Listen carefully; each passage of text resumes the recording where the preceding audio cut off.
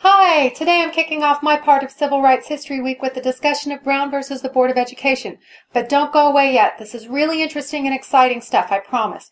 I chose this subject because in my mind it was the beginning of the Civil Rights Movement. I thought that this is when we really started to turn things around. I mean, most of the really exciting stuff happened in the mid-50s and the 60s, and this decision was handed down in 1954, so in my mind it was the start. Also, I was excited that something so important started right here in Kansas. I wasn't wrong about it being important or exciting, but I was wrong about it being the beginning, and it turns out that I was kind of wrong about the Kansas thing.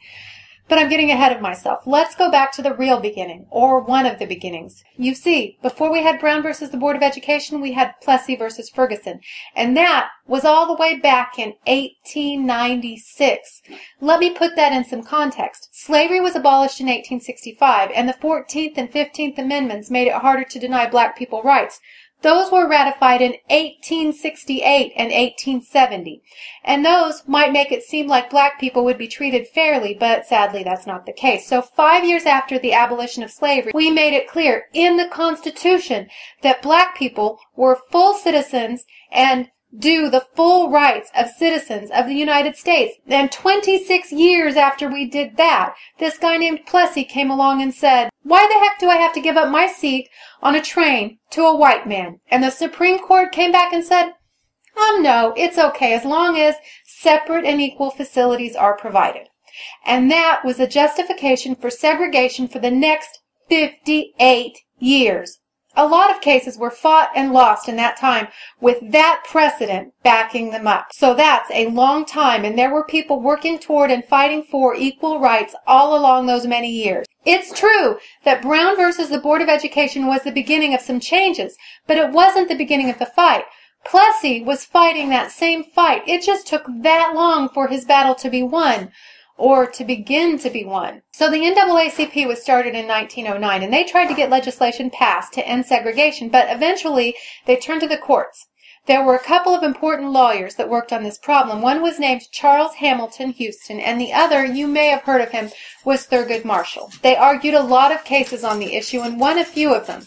Houston returned to his private practice in 1938, but Thurgood Marshall was still working for the NAACP when Brown versus the Board of Education happened. The victories they'd managed to garner in the courts up till then were minor, but they were important. It was clear that what they were trying to do was possible. So they needed cases, and they got a few. In fact, they got 5. The cases were first filed in South Carolina, Virginia, Delaware, Washington, D.C., and Kansas. They were all different. In Briggs versus Elliott, the South Carolina case, there was actually a student protest put together by a 16-year-old girl named Barbara Rose Johns, and 450 kids walked out of school. The Kansas case was the only one that did not assert that the black schools' facilities were inferior. So all 5 of those cases got heard in their states and worked their way up to the Supreme Court, with the Kansas case being the one that reached the Supreme Court first. So that's why, even though all the cases were being considered together, we remember the name of that one. The case hit the court in 1952. The NAACP had 3 lawyers arguing the case: Spotswood Robinson, Oliver Hill, and Thurgood Marshall.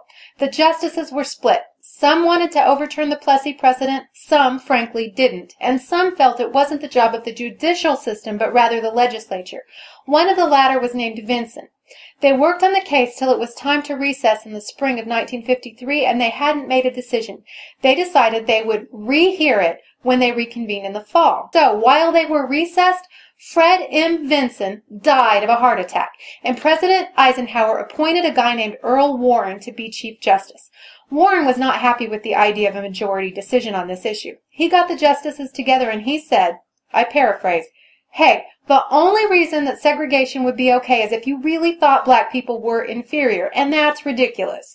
The state sanctioning of this nonsense is really harmful to kids. What's more, we can't come out on this issue half-heartedly. If we do, there will be more hatred and turmoil in the South. We need to be unanimous on this issue." He got all the justices to agree, and it took a lot of work. And the issue was so important that one justice named Robert H. Jackson, who had also suffered a heart attack and probably should have been in bed, showed up when they gave the decision. The decision was that even if the schools were equal in every way, which of course they weren't, segregation itself was harmful, and the segregation made them unequal. Separate but equal is not equal.